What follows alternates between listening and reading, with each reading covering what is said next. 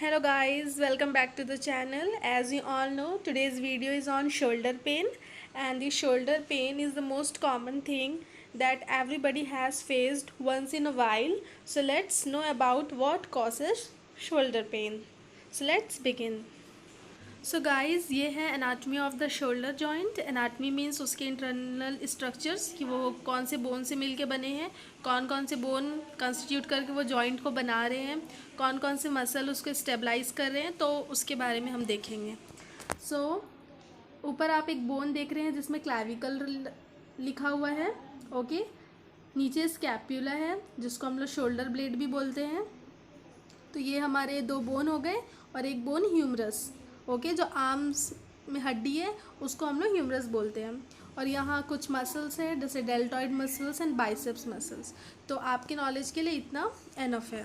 So guys, ये सारे जो मैंने स्ट्रक्चर्स बताए ये सारे मिलके शोल्डर जॉइंट बनाते हैं। तो अब हम देखते हैं ऐसी क्या चीज़ है जो शोल्डर पेन कॉज करती है। सो गाइस, ये कुछ कंडीशंस है जिसके कारण हम लोग को शोल्डर पेन होता है। तो हम एक एक करके देखेंगे कौन कौन से कॉमन कॉज है जिनके कारण शोल्डर पेन होता है। So let's see. फर्स्ट है इन्फ्लामेशन। इन्फ्लामेशन को आप अदर टर्म में समझ सकते हैं, मतलब कोई भी प्रकार का इन्फेक्शन जो आपके जॉइंट्स के अंदर हो रहा हो, ठीक है। और दूसरा है रोटेटर कफ टियर।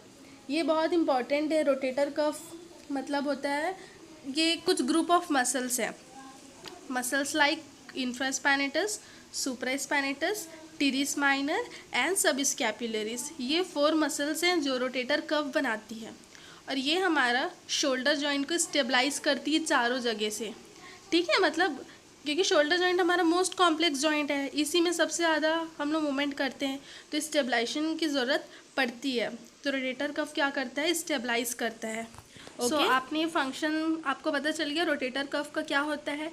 इफ़ अगर रोटेटर कफ का टीयर हो जाए, अगर उस मसल्स में कुछ टीयर हो जाए या कोई खिंचाव हो जाए तो क्या होगा, प्रॉपर स्टेबलाइज नहीं हो पाएगा, जिसके कारण पूरा वेट कोई पर्टिकुलर मसल्स पे चले जाएगा, जिसके कारण हम लोग को पेन हो सकता है, ठीक है। थर्ड है फ्रोजन शोल्डर, जिसको मेडिकल टर्म में एडिसिव कैप्सुलाइटिस बोला जाता है। ये नॉर्मल टर्म है फ्रोजन शोल्डर। तो इसके केसेस भी बहुत सारे और ये भी मोस्ट कॉमन है फ्रोजन शोल्डर। तो इसके बारे में मैं आपको नेक्स्ट वीडियो में बताऊँगी। फिर है शोल्डर जॉइंट इंस्टेबिलिटी। इसके कारण भी पेन होती है। मतलब ये लोग इंटरमीडिएट एक दूसरे से मिले हुए, rotator cuff tier and shoulder joint instability, ठीक है। और उसके बाद इम्पॉर्टेंट मैं आपको बता रही हूँ शोल्डर जॉइंट टियर। इसके कारण भी हो सकता है आपको शोल्डर में पेन। और मेन है इंजरी।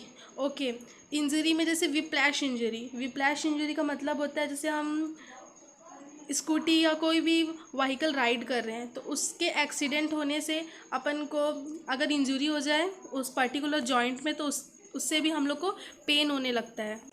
और फिर नेक्स्ट है स्प्रेन। स्प्रेन मतलब होता है मोच आ जाना। हम कोई भी प्रकार का गेम खेल रहे हैं या कोई किसी ने आपके हैंड को पुल किया या पुश किया, उससे आपके शोल्डर जॉइंट पे जो मोच आ गई उसके कारण भी आपको पेन हो सकता है। नेक्स्ट है पिंच्ड नर्व। उसमें क्या होता है, कोई नर्व कंप्रेशन हो जिसके कारण आपका पेन शोल्डर जॉइंट पे हो रहा हो। और फिर नेक्स्ट है रिफर्ड पेन। रिफर्ड पेन का मतलब होता है कि आपके कोई ऑर्गन में पेन है बट उसका पेन आपको आपके हैंड्स में हो रहा है।